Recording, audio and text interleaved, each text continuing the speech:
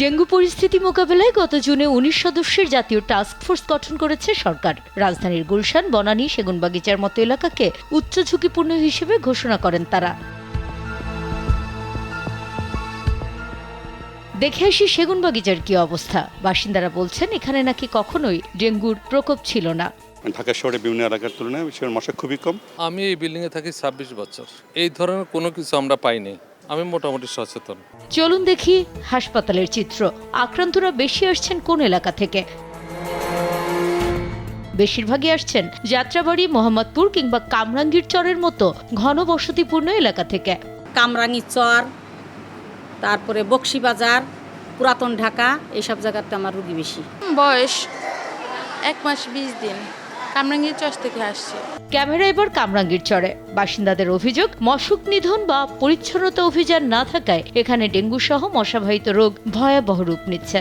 মশার ওষুধ দিলেও কাম হয় না, মশা অনেক কয়েলও জ্বালাইলে কাম হয় না। এমনকি আমারও কয়দিন আগে ডেঙ্গু হয়েছে। না, এখানে কোনো সিটি কর্পোরেশনের মশার ওষুধ দিতে আসে না এবং অতিরিক্ত মশা। সিটি কর্পোরেশন থেকে যদি কোনো কিছু আসে বা কোনো মেডিসিন দিয়ে থাকে, সেটা আসলে আমাদের এই যে মেইন রোডগুলো আছে এদিকে আসে, কিন্তু ভিতরে যে গলির ভিতর এদিকে যায় না। এই যে আমার দোকানের ছেলেটারও কয়দিন ধরে জ্বর, ওই যে এই দোকানের স্টাফ একটা পিছিয়ে ওরও জ্বর। টাস্ক ফোর্সের অন্যতম সদস্য ঢাকা দক্ষিণ সিটি কর্পোরেশনের প্রশাসক জানান, কামরাঙ্গীর চরের বিষয়টি তাদের জানা নেই।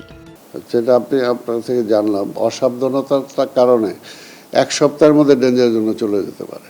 যেখানে আমরা বেশি লার্ভা পেয়েছি, মনে করেন আমরা হয়তো 50টা বাড়িতে আমরা করলাম, দেখলাম 50টা বাড়ির মধ্যে যেখানে বেশি মার্ক পেয়েছে সেটাই মানে ডেঞ্জার জোন।